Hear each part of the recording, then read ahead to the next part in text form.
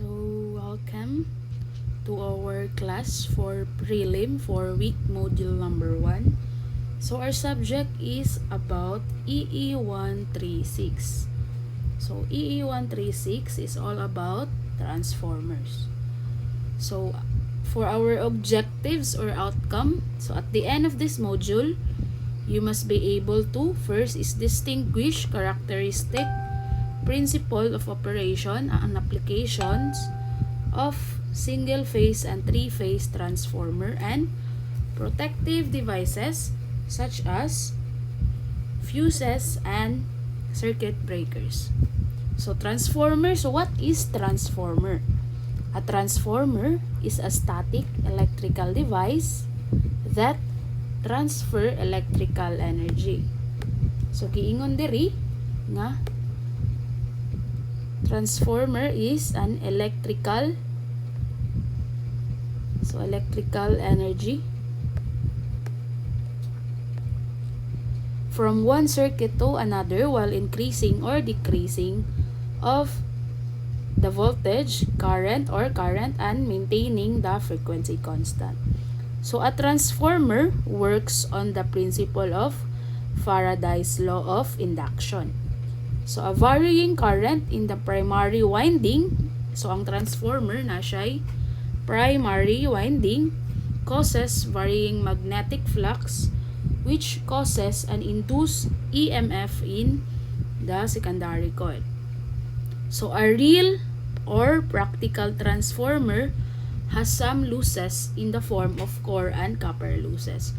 So, tanan transformer na ginagamit nato, so nana siya'y losses which is ang core and copper losses.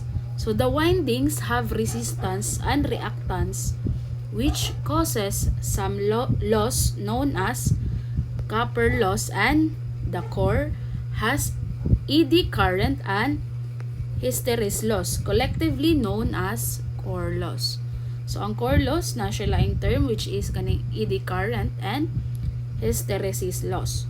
So due to these transformer losses, the output power of the transformer is always less than the input power. So take note nga ang output power sa atong transformer is less than sa atoang input power tungod sa mga transformer losses. So natay types of transformers. So una, we have the power transformers.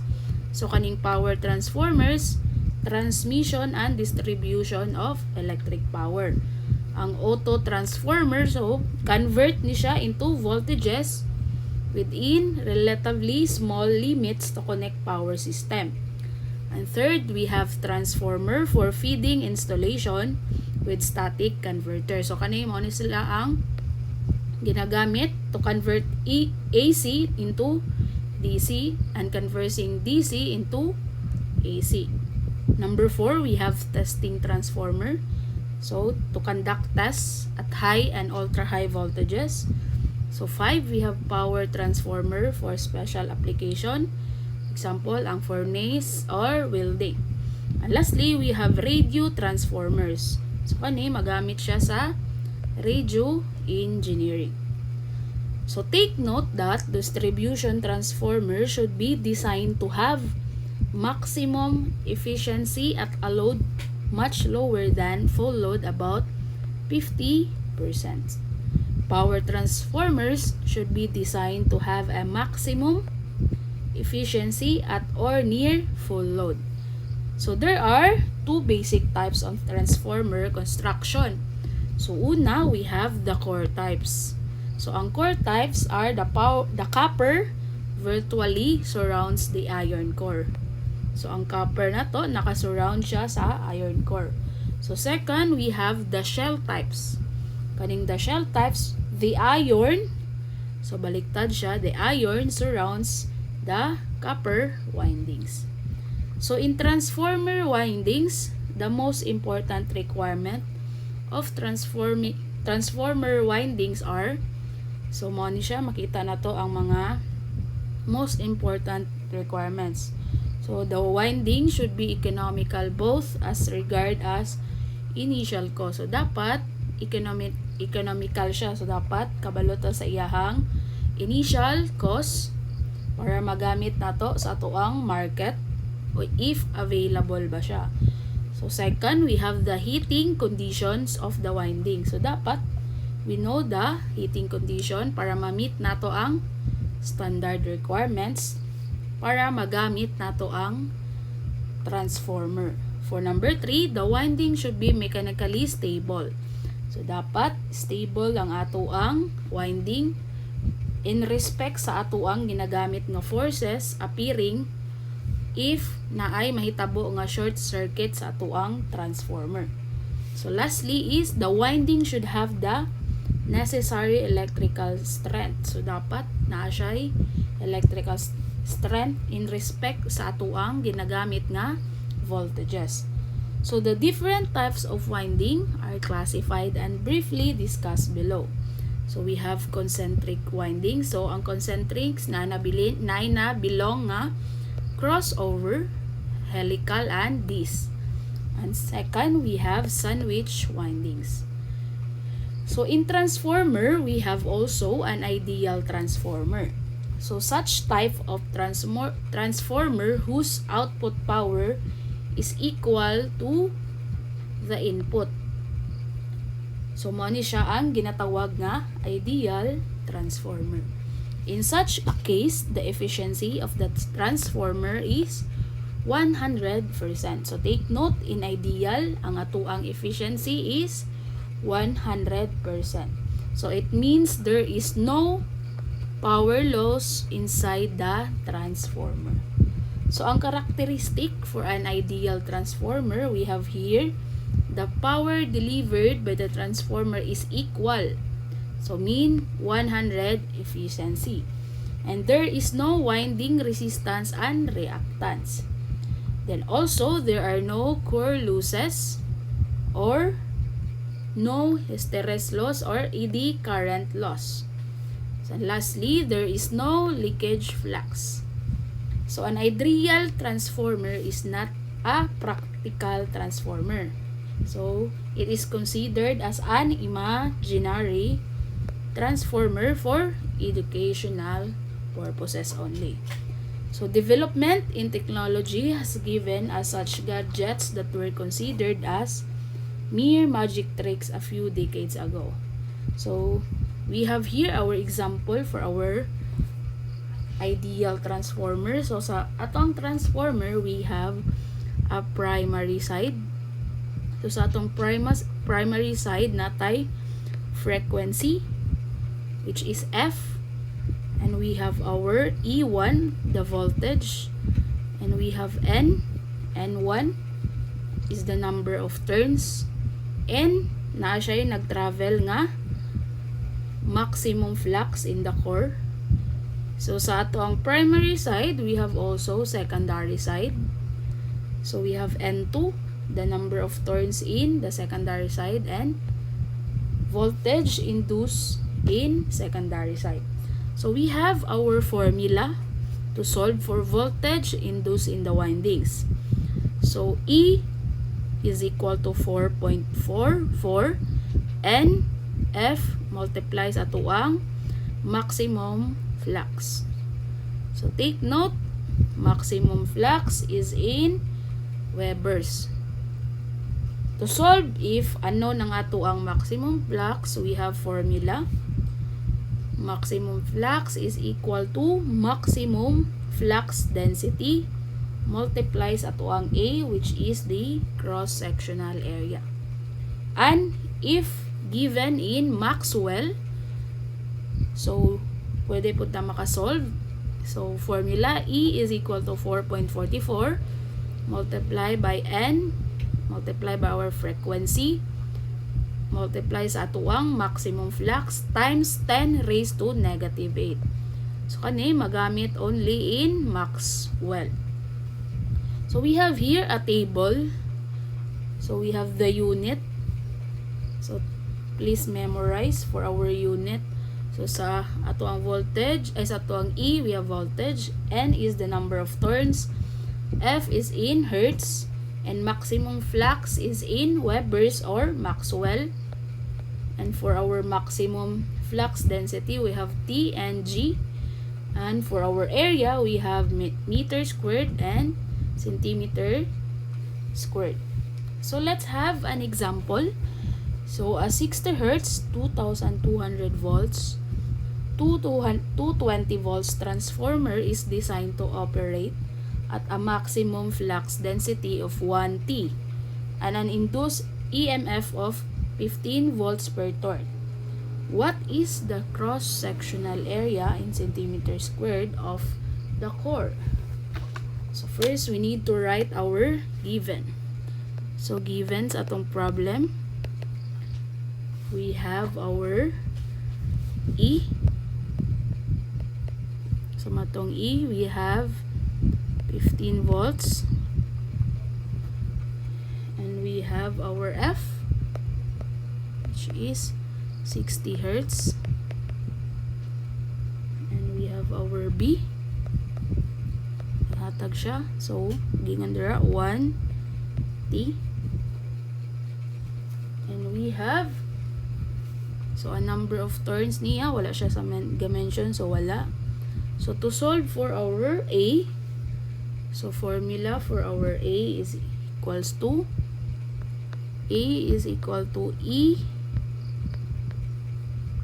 divided by N divided by 4.44 FB. So aha man tagikan na ni na formula. So from here, kaning sa Webers nato, pwede na to na siya. So gi-derive nato. So from aning nga formula, E is equal to 4.44 NF maximum flux density. So since naghatag siya og maximum flux density, so where ang atoang maximum flux in the core is equal to BM and A. So that's why to solve for A, we have our formula. A is equal to E over N divided by 4.44 F multiplies atong maximum flux density. So substitute, we have 15 divided by 4, since given tanan data, 60 times 1. So our area will be 0.0563 centimeter squared. But ang meter squared. So to solve, so dapat ang ipangayo man sa tong problem is cross-sectional area in centimeter. Since naka-meter man ang atong answer, we need to convert in centimeter. So 0.0563 meter squared times 100. So in 1 meter, we have 100 centimeters, so squared. So our final answer will be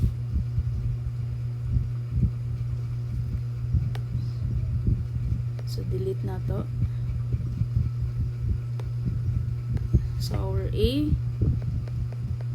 will be calcu 563 centimeter square.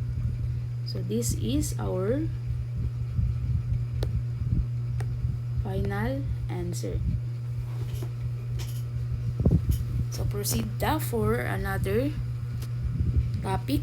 So for ideal transformation ratios. So we have also for voltage ratio.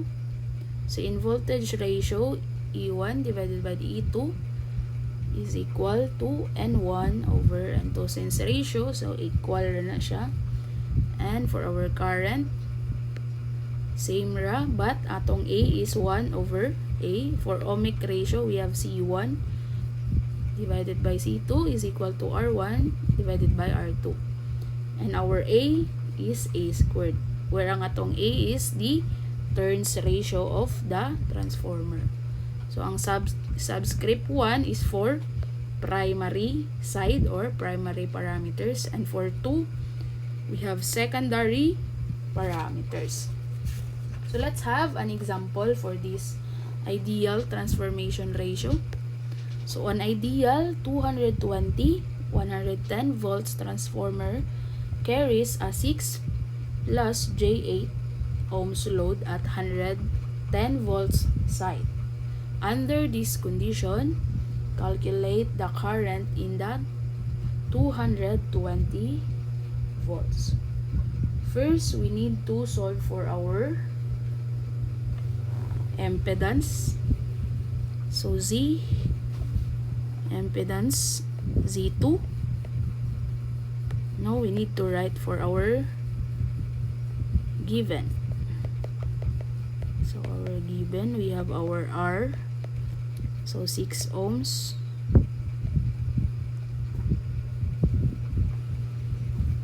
So our X, we have G8,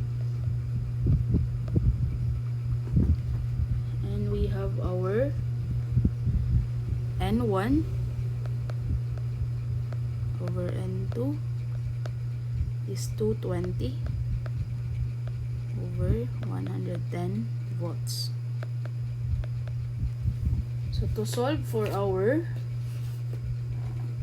ang ipangayo sa problem is the current in that 220 or 120 side sa atong primary. We need to find first our impedance. So Z2 is equal to square root of 6 squared plus 8 squared. So our Z2 will be 10 ohm. So to solve for our turn ratio, since nanatay N1,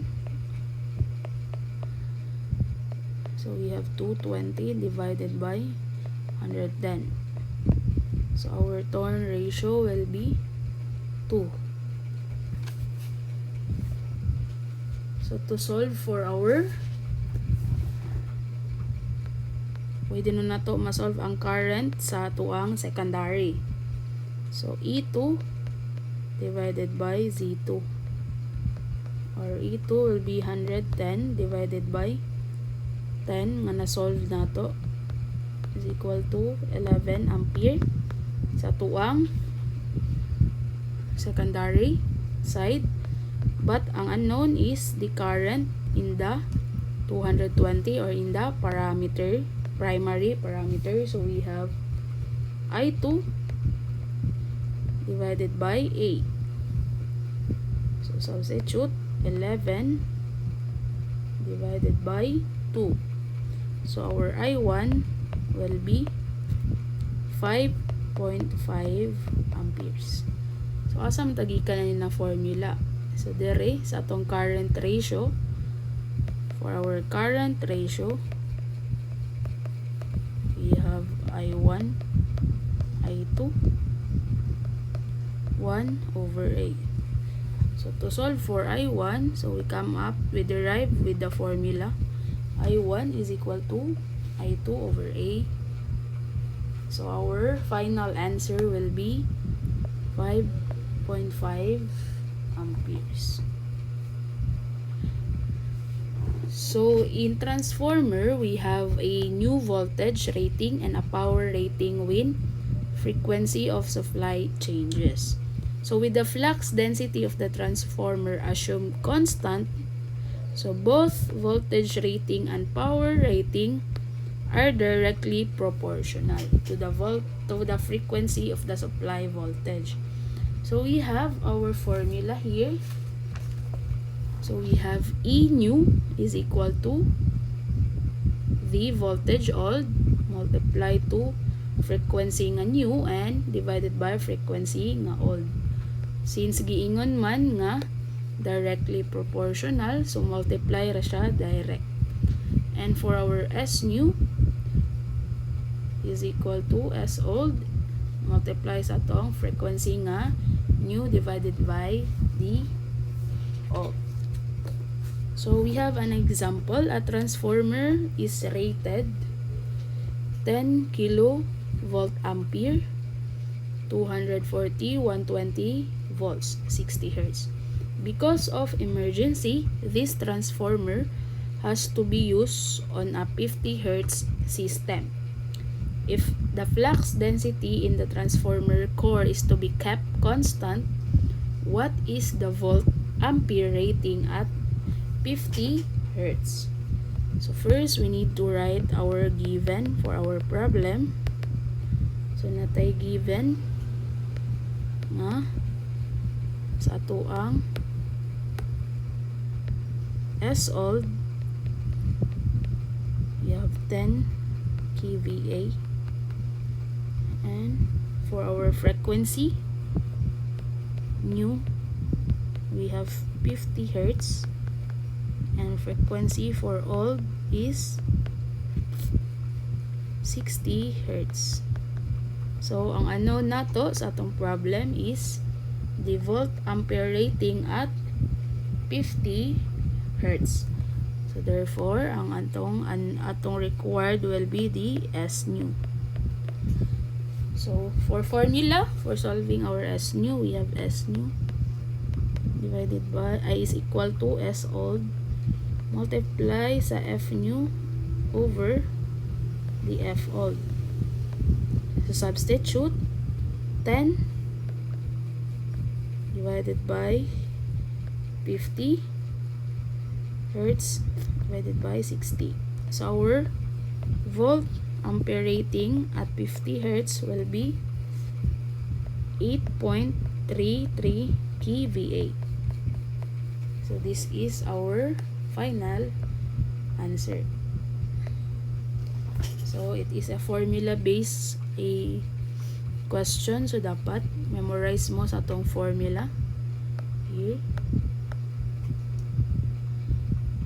So that would be all for our module number 1 for our prelim. So I hope you have learned and study in advance and answer the activity na posted na sa tuang Google Classroom. So that would be all. So thank you and God bless.